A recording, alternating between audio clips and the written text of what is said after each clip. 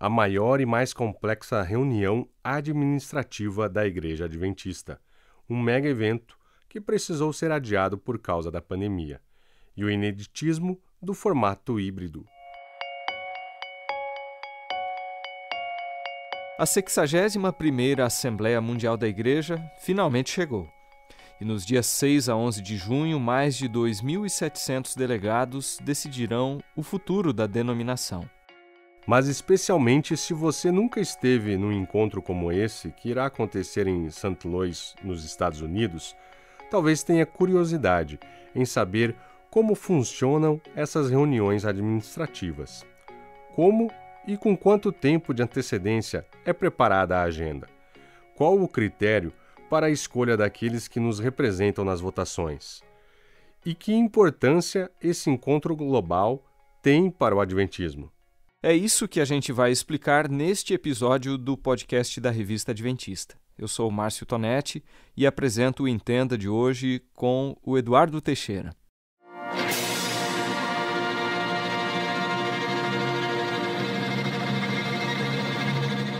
Let us, as one united family, North, South, East, and West. Allow me to express appreciation to those who have been in General Conference and Division, Administration, and Departmental Work. A primeira Assembleia da Igreja Adventista aconteceu em Battle Creek, no estado norte-americano do Michigan, nos dias 20 a 23 de maio de 1863, portanto, há 159 anos. Pois é, Eduardo, e outra curiosidade é que até o fim da década de 1880, essas reuniões eram realizadas anualmente. Depois, elas passaram a acontecer a cada 2 anos.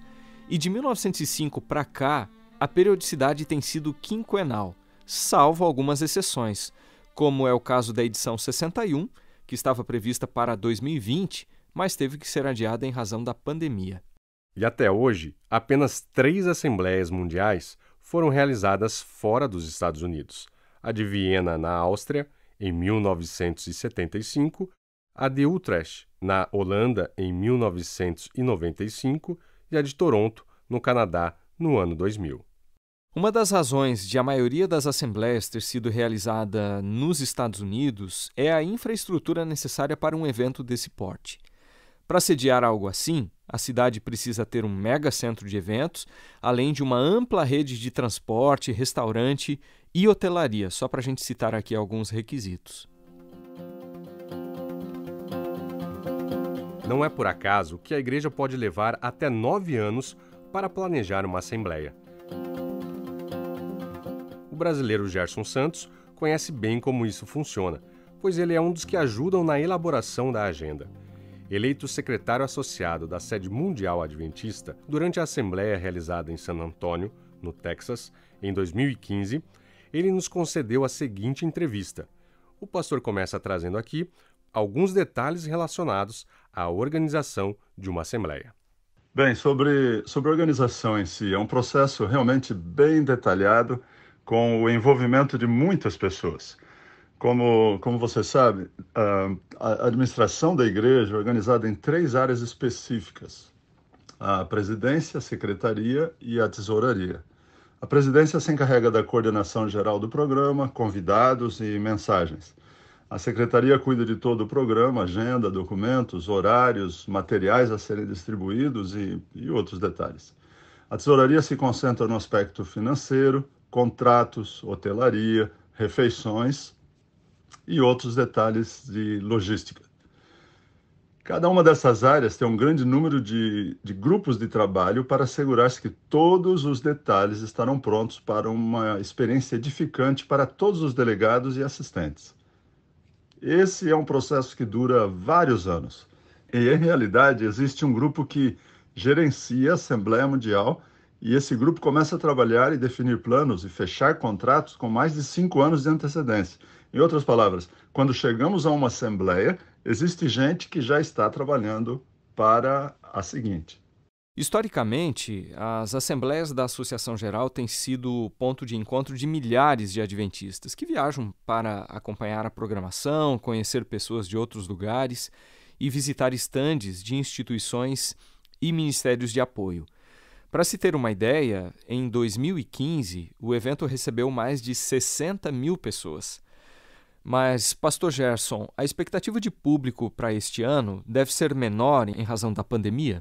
Nas últimas décadas, com o crescimento da Igreja Mundial e as facilidades de locomoção, tem levado a um aumento incrível de assistência nessas reuniões. Como você disse, nas últimas assembleias chegamos a mais de 60 mil pessoas assistindo o evento do final de semana.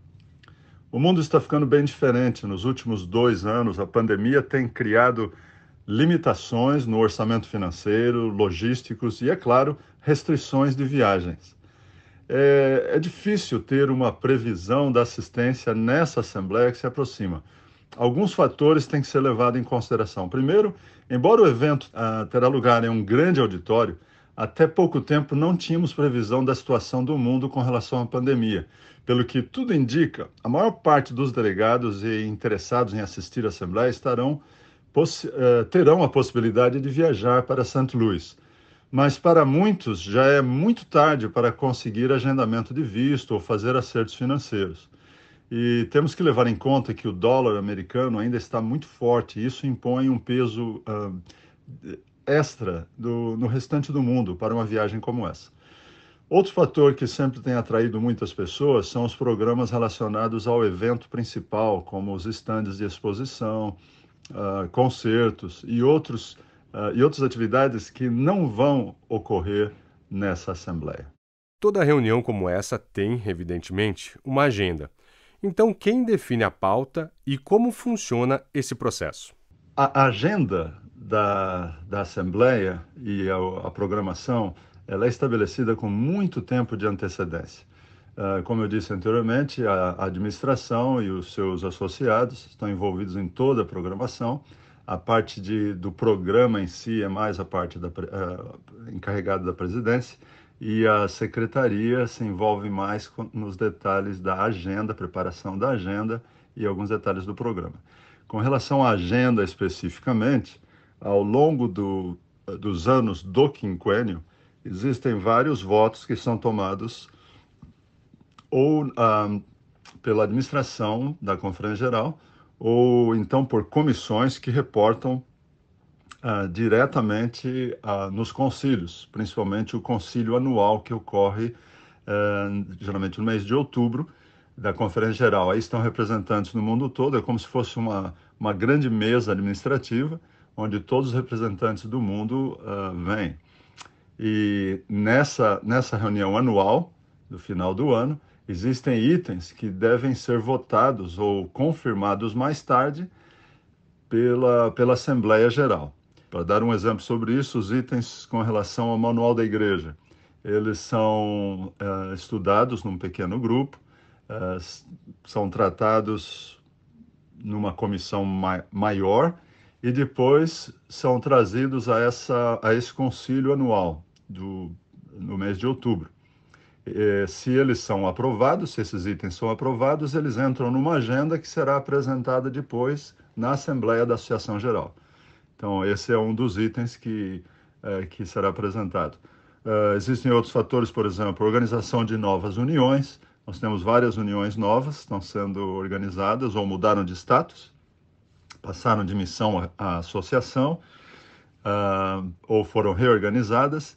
E esses votos já foram tomados no concílio anual e agora serão trazidos também à Assembleia da Associação Geral. O que mais está previsto para ser votado neste ano? Na reunião da Assembleia da Associação Geral, a agenda não é muito grande em termos de itens gerais. Nós teremos aí, eu creio que, mais ou menos pouco mais de 20 itens a serem tratados, por exemplo, relatórios das comissões da Comissão de Nomeações, apresentação de novas uniões que serão reconhecidas na Assembleia, o relatório do presidente, do secretário, do tesoureiro, relatório dos auditores, relatório da corporação, da parte legal da igreja, relatório de algumas iniciativas especiais, por exemplo, a mensagem dos 3 anjos, sobre a Bíblia, sobre o voto de confiança nos escritos de Ellen White. Fora esses temas ou itens gerais, nós temos comissões que estarão apresentando seus relatórios. Por exemplo, a Comissão de Estatutos e Regulamentos, que tem vários itens. A Comissão do Manual da Igreja apresenta 37 itens a serem apreciados pela Assembleia. Então, aparentemente, a agenda não é tão grande, mas existem alguns desses itens na agenda que têm uma quantidade muito grande de itens que fazem parte desse relatório geral. Então, na verdade, é uma agenda bem grande. Ela está disponível, não apenas foi enviado a todos os delegados o link, né, mas está disponível no website da gcsession.org. E essa agenda não é segredo, e tem acesso, qualquer pessoa poderá ter acesso a essa agenda. É claro que a participação e observação ficará a cargo unicamente àqueles que são oficialmente delegados, que estarão participando ou presencialmente, fisicamente, ou através dos meios eletrônicos. Os delegados, isto é, aqueles que têm poder de voto nas Assembleias Mundiais, recebem com algumas semanas de antecedência tanto a agenda quanto os documentos que serão apresentados. Mas eles podem propor mudanças em relação ao que será votado? Agora, no final em meados de maio, os delegados já receberam a agenda com todos os itens que serão apresentados na Associação Geral. E eles devem estar lendo já esse material, vão estar fazendo anotações, e quando o item for apresentado na Assembleia Geral, eles podem dar a sua observação. Todos os delegados têm direito a voz e voto. Não apenas votar sim ou não, mas eles podem dar a sua opinião. Se um assunto tiver muitas observações ou um número grande de delegados deseja postergar a votação desse item ou referir o item para outra comissão para estudar novamente, isso pode ser feito. Ou apenas votar sim ou não naquele item da agenda. Mas, sem dúvida, cada delegado tem a oportunidade de participar, fazer observações e depois manifestar através do voto a aceitação ou não de cada um dos itens que forem apresentados.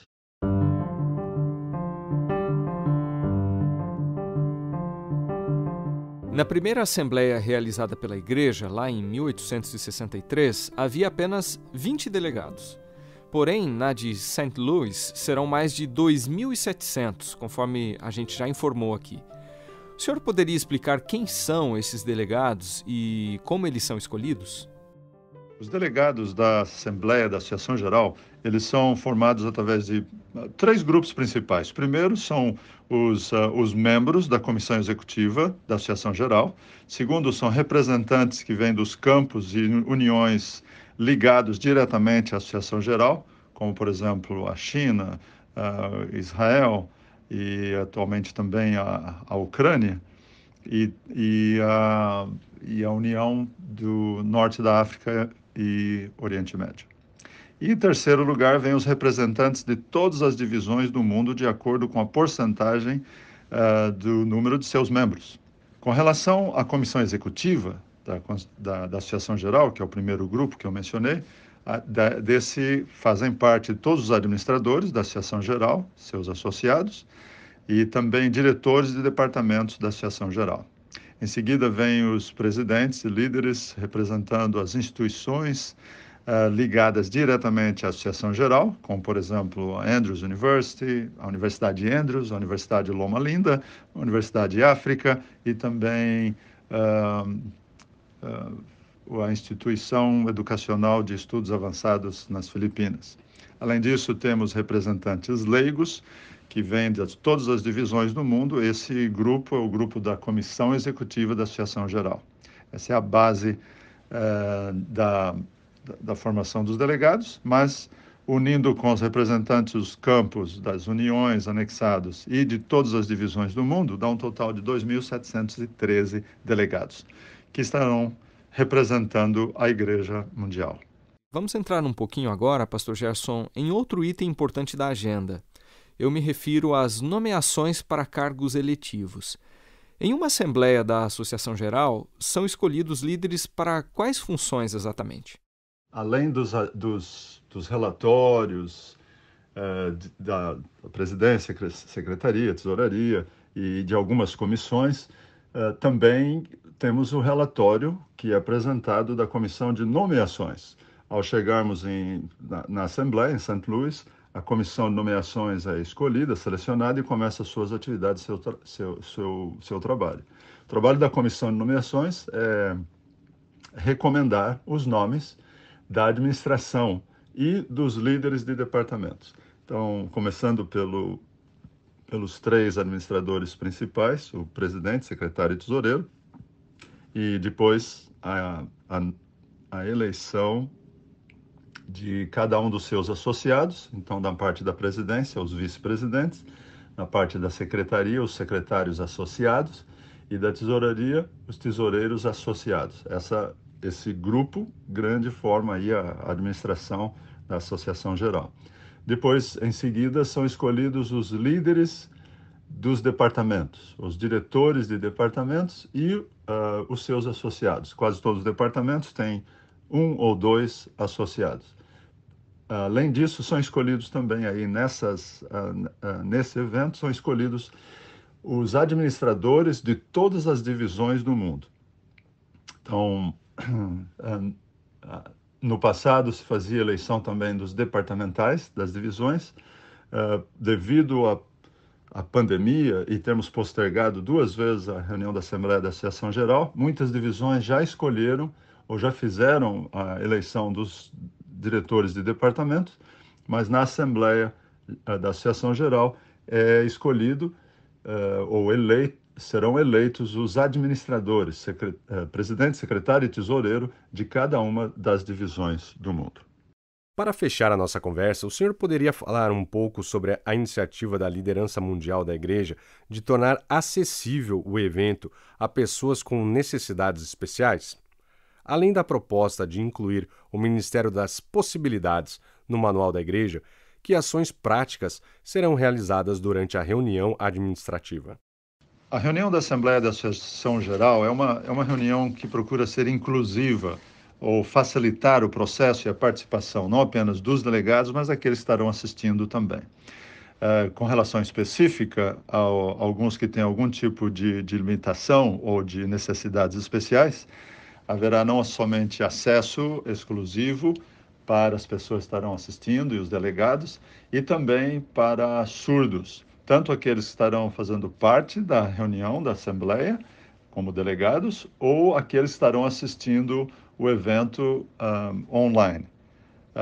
Assistência a pessoas com necessidades especiais é levada em conta porque queremos, o máximo possível, incluir toda a participação da Igreja para que todos possam se beneficiar e participar ativamente nas reuniões e na tomada de decisões de nossa Igreja. Pastor Gerson, muito obrigado pela gentileza da entrevista e boas reuniões por aí. Bem, eu gostaria de agradecer a oportunidade de estar com vocês e peço que orem em favor desse grande evento, como nós sabemos, é um evento de grande importância para a nossa igreja e queremos colocar a nossa vida nas mãos de Deus e queremos ter certeza também que o Senhor está em controle de sua igreja e que nos ajude a trabalharmos de formas mais eficientes no cumprimento da missão para abreviar a volta de Jesus, preparar um povo para o encontro com Ele, e esse é o nosso sonho, é o nosso desejo, e esperamos que todos que estão nos ouvindo se unam conosco em oração para que o Senhor dirija os destinos da sua igreja e dirija especificamente as reuniões que terão lugar agora na Associação Geral em St. Louis.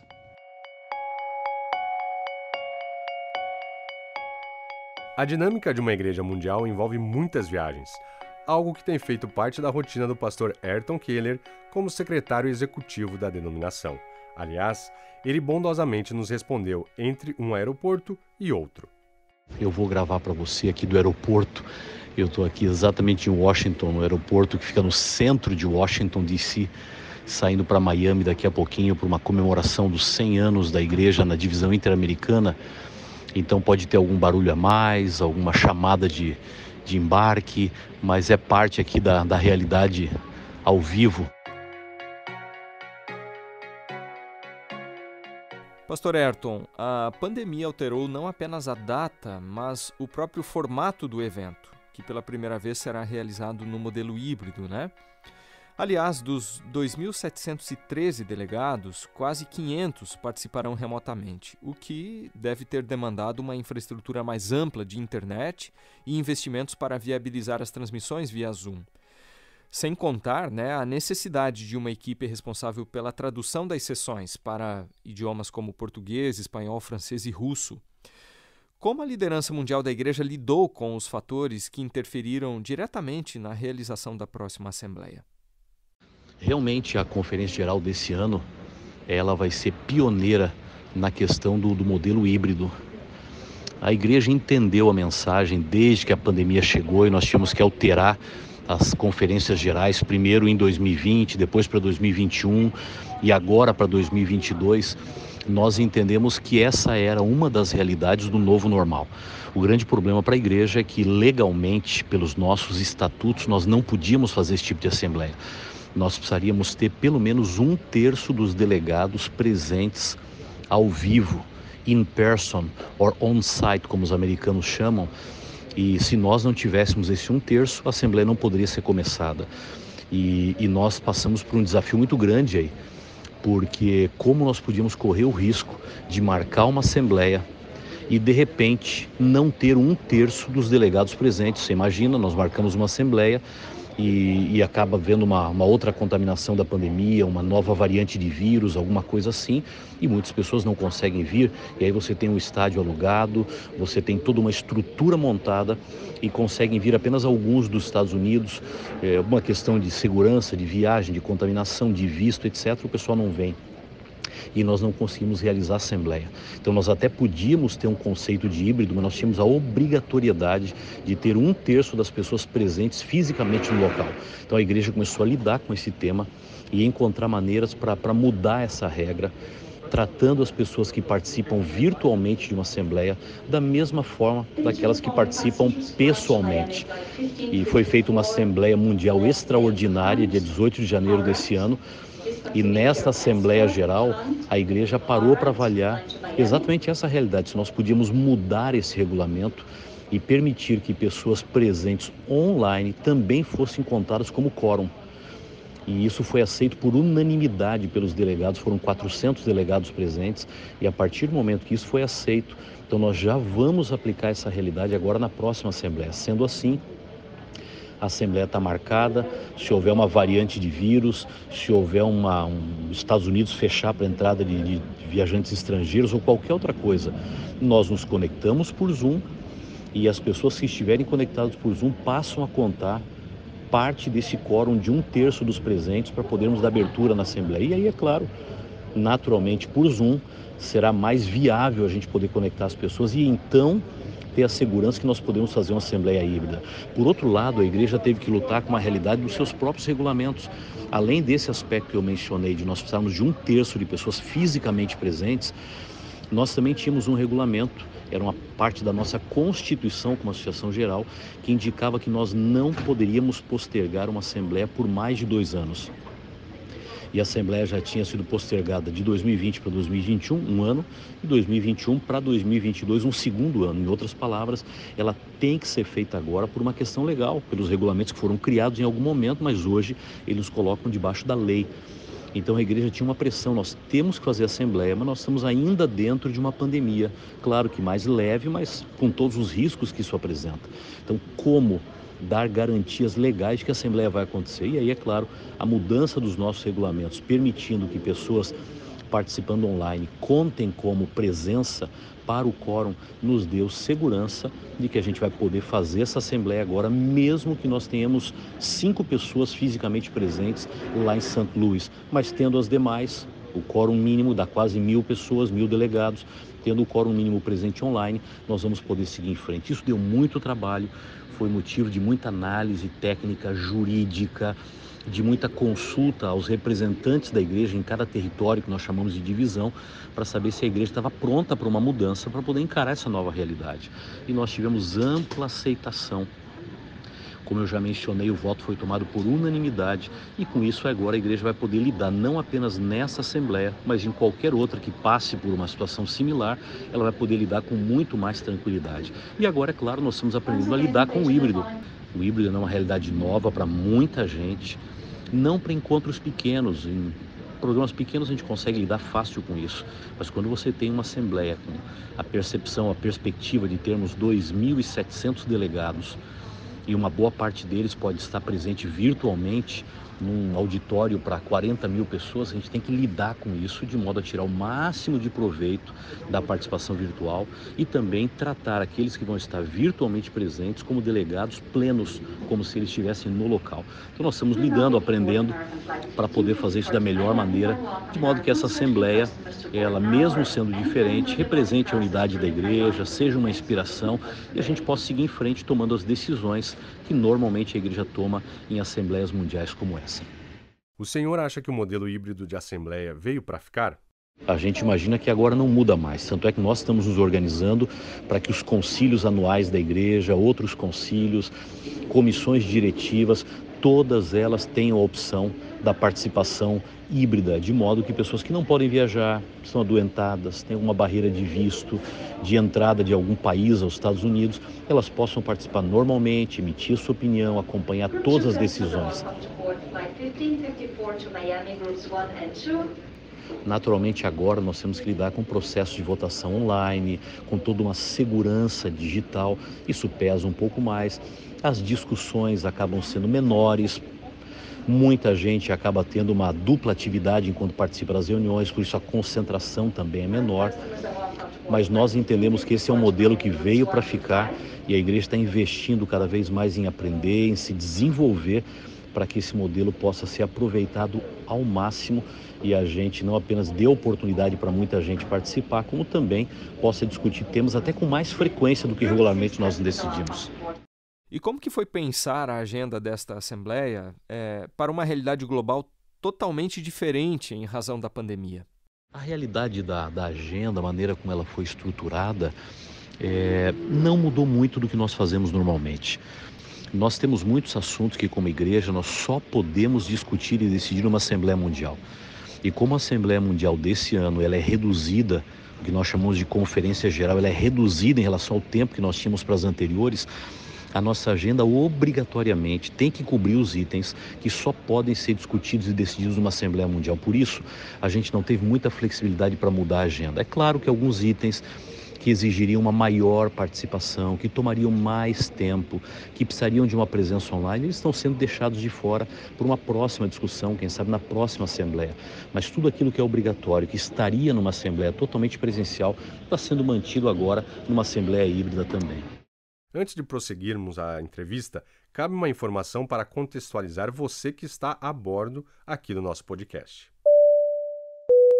Eu falo agora de dentro do avião, então vou falar num som assim um pouquinho mais baixo, com mais ruído no fundo, mas estou tentando explicar para você porque é a forma de conseguir passar toda a informação. Falando um pouco agora sobre os delegados, poderia detalhar para a gente qual é o perfil das 2.700 pessoas que representarão os 21 milhões de adventistas? Na verdade é um perfil muito variado. Ele representa 215 países do mundo. Esse perfil representa pessoas de mais idade, com mais tempo de igreja, pessoas com menos idade, com menos tempo de igreja. Esse perfil de delegados envolve pessoas que vêm de regiões onde a igreja cresce muito e outras que vêm de regiões muito mais desafiadoras, onde a igreja cresce bem lentamente e outras onde a igreja tem reduzido o seu tamanho. Essas pessoas vêm de lugares mais secularizados, culturas mais secularizados e outros de culturas mais religiosas. Esses delegados vêm de países quase fechados para o Evangelho. Nós temos presença, eles vão ser representados, e outros delegados que vêm de países muito abertos à pregação do Evangelho, onde você livremente pode falar o que pensa. Você tem delegados que vêm de regiões onde a busca pela unidade, por encontrar soluções em comum é mais forte. E você tem delegados que vêm de regiões onde a opinião própria é o que vale, a luta por defender os seus direitos também. E quando você coloca todo esse grupo junto, você pode imaginar a complexidade de resolver problemas, de tomar decisões que sejam decisões que atendam a todos. E é por isso que a gente confia muito na ação do Espírito Santo para poder dirigir uma assembleia como essa, porque humanamente falando é impossível tomar decisões, seguir em frente, manter a igreja unida, o foco na missão, com um grupo tão variado de pessoas participando. Mas a gente acredita que, apesar de termos pessoas que vão ficar mais felizes porque as decisões tomadas estão mais próximas do que eles pensam, ou outros que, quem sabe, vão ficar tristes porque não era o que esperavam, a gente crê que, pelo poder do Espírito Santo, no final nós podemos sair acreditando que no meio das diferenças ou da diversidade nós podemos encontrar unidade e seguir em frente. E como são determinadas as cotas de delegados? A cota de delegados ela é definida através de contas um pouco mais complexas, que são bem claramente definidas pelos regulamentos da igreja, mas basicamente 2 critérios são tomados em conta: a representatividade do número de organizações da igreja e a representatividade do número de membros da igreja. Esses 2 elementos somados formam a base da escolha daqueles que vão representar cada região do mundo.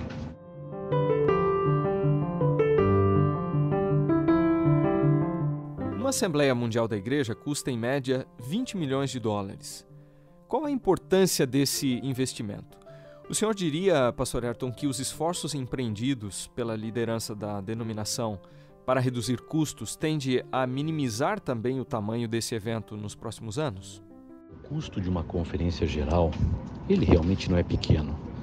Quando você pensa em reunir representantes de 215 países do mundo, quando você pensa na estrutura que tem que ser montada num país como os Estados Unidos, que é um país desenvolvido, onde uma estrutura, uma infraestrutura não pode ser muito simples dentro do contexto cultural, da realidade onde um programa como esse é feito. Quando você pensa na necessidade de um programa confiável, seguro, onde as coisas não vão falhar e tudo vai funcionar bem, você tem ideia do quanto a gente gasta. Na verdade, a Assembleia Mundial, que nós chamamos de Conferência Geral, em 2022 vai ser muito mais barata do que outras assembleias. Nós vamos ter um grande número de delegados que não virá, vão participar online, vai ser uma economia. Nós não vamos ter as exposições que normalmente tínhamos, uma grande economia. A Assembleia, que ao invés de durar 10 dias, vai durar apenas 6, reduz uma boa parte do custo. Enfim, nós temos uma Assembleia mais econômica nesse ano. Agora, eu tenho repetido sempre, esse é o preço da unidade da igreja. Há pessoas que veem a igreja só pelo aspecto empresarial e o primeiro pensamento é: não precisa disso não, vamos continuar nosso trabalho, vamos economizar esse valor e investir na compra de terrenos, construção de igrejas. É um pensamento justo e é um pensamento de quem gostaria de ver a igreja prosperar e cumprir sua missão. Mas se nós não mantivermos a nossa unidade, se nós não nos encontrarmos de tempos em tempos, primeiro que nós vamos nos independendo, segundo que nós não podemos tomar decisões em conjunto, portanto as decisões vão ser totalmente locais, e a unidade vai ser fragmentada. E a nossa unidade, ela é básica para a nossa identidade, a nossa unidade é básica para a nossa estrutura, e a nossa unidade é básica para a nossa missão. Portanto, nós temos que investir nisso. Outros pensam: não, podíamos fazer tudo online, agora que nós temos tecnologia, chama o pessoal, toma as decisões que tem que tomar e segue em frente. É outro pensamento de cabeças modernas, que estão vendo o potencial da tecnologia, nós estamos tentando usá-la, mas nós não podemos esquecer que a igreja é feita de pessoas, e pessoas se veem, se encontram, celebram juntas. É isso que nós fazemos toda semana na igreja. Nós também podíamos nos manter apenas online. Por que nós sentimos tanta falta dos encontros presenciais, ou pelo menos a maioria sentiu? Porque nós somos feitos de relacionamentos. A família de Deus, ela é formada pelas pessoas que se encontram, que se amam, que se cuidam, que se apoiam. E o mesmo se reflete na igreja mundial, em nível mundial. Na verdade, a igreja em nível mundial também precisa se encontrar de tempos em tempos para se apoiar, para sentir que nós todos lutamos pelo mesmo objetivo, que nós todos temos a mesma fé, que apesar das culturas e da diversidade, nós continuamos apontando a mesma direção, nós temos clara a nossa visão como remanescente, nós temos claro o nosso foco na missão. Tudo isso exige algum encontro. Então a igreja hoje ela está reavaliando. Essa assembleia vai ser mais breve, ela não vai ter várias coisas que as anteriores tinham e ela vai servir como um protótipo para nós. Logo após a assembleia, o plano é avaliar o que aconteceu para saber se a assembleia atendeu a expectativa e podemos continuar fazendo assembleias reduzidas com custo menor, ou se nós ganhamos no custo, mas perdemos muito na qualidade e a perda na qualidade vai nos afetar mais do que o custo que nós economizamos. Tudo isso tem que ser visto. O objetivo é buscar o bem da igreja. E ao buscar o bem da igreja, nós temos que buscar o equilíbrio financeiro e, ao mesmo tempo, o cuidado das pessoas. Temos que buscar a missão, mas também a unidade. Temos que buscar o investimento, mas também temos que buscar a celebração. Há muitos elementos em jogo, mas é importante ter muito claro, a igreja está preocupada com as finanças, a igreja entende que nós estamos vivendo um novo normal e que nós temos que nos adaptar a uma outra realidade. A estrutura tem que ser ajustada. Nós só estamos com calma, avaliando como isso deve acontecer.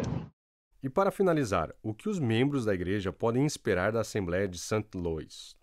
Os membros da Igreja Adventista podem esperar uma assembleia diferente nesse ano. Em alguns aspectos, em outros, pode esperar uma assembleia como as demais. Ela vai ser diferente porque ela vai ser mais breve, ela vai ser diferente porque ela vai ter menos tempo de inspiração e mais tempo de business, de decisões, de assuntos que têm que ser resolvidos, de temas que têm que ser tratados, que foram compactados em menos tempo. Tudo isso tira um pouco aquele brilho da celebração. Nós antes tínhamos 2 sábados e nos sábados muita coisa acontecia da celebração. Agora só teremos um sábado, menos tempo as pessoas juntas, menos gente vindo até St. Louis por problemas de visto, de pandemia, o que tira um pouco o brilho da representatividade mundial. Então vai ser uma assembleia um pouco mais técnica. Por outro lado, nós estamos trabalhando muito duro e com muita oração, inclusive um movimento de 40 dias de oração pela Assembleia. E eu posso dizer a vocês, a igreja pode esperar uma Assembleia feita com muita oração. Nós não estamos brincando numa reunião como essa, nós estamos levando a sério e entendemos o tamanho do investimento, o tamanho da responsabilidade perante Deus e perante a igreja. Eu coordeno a equipe da secretaria, que é uma equipe grande, e esse pessoal está trabalhando dia e noite para preparar tudo da melhor maneira, com a melhor eficiência, para que essa Assembleia funcione bem. Então é oração e trabalho duro. Podem esperar o nosso melhor. E podem esperar que nós estamos levando a sério a Assembleia. Ao mesmo tempo, podem esperar a beleza da diversidade da igreja. Podem esperar inspiração em muitos momentos, com as mensagens, com a música, com a celebração, com o foco na missão. Podem esperar a tomada de decisões em harmonia, onde nós vamos discutir e decidir aquilo que o Espírito Santo nos mostra e que é o melhor para a igreja. Podem esperar a nossa busca permanente pelo batismo do Espírito Santo e pela unidade da igreja com foco na missão. E essas são necessidades que nós temos imensas na igreja local, na organização, e que elas se projetam quando temos um encontro como esse em nível mundial. Nós, como líderes, esperamos sim a atuação do Espírito Santo entre nós durante a Assembleia e que o resultado seja muito positivo para a unidade, para o reavivamento e para o cumprimento da missão.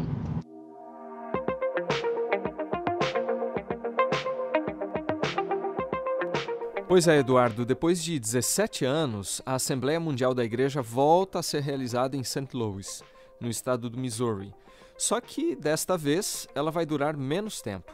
É verdade. Se no passado essas reuniões chegaram a durar mais de 20 dias, desde meados do século XX, o tempo foi reduzido pela metade.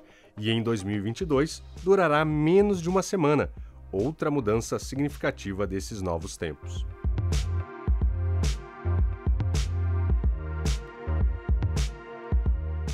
O episódio de hoje está chegando ao fim, e se você deseja saber mais sobre esta e outras Assembleias Mundiais, acesse aí o site da cobertura especial da Revista Adventista.